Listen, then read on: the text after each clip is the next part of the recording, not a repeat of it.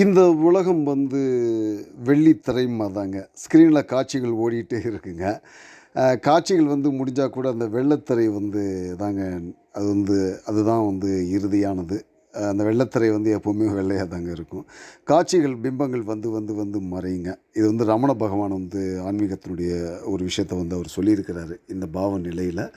So இன்றைக்கி என்னுடைய நிழலையே எனக்கு பதிவு பண்ண ஆசை வந்துருச்சுங்க. ஸோ ரொம்ப பிஸியான சென்னை ஏரியாவில் நடந்துக்கிட்டே ஒரு பாலத்தை கிராஸ் பண்ணும்போது தாங்க இந்த காட்சியை நான் பதிவு பண்ணேன்.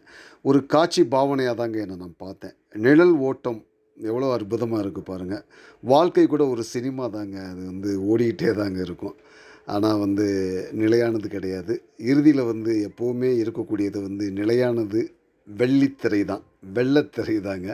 அதுதான் ஆன்மீகத்தில் ஆன்மான்னு நம்ம சொல்கிறோம்.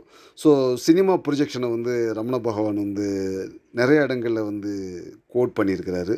ஸோ அந்த ஞாபகம் வந்ததுனால தாங்க இந்த காட்சியை என்னை நானே பதிவு பண்ணேங்க. ரொம்ப அற்புதமாக இருக்குல்ல பார்க்குறதுக்கு.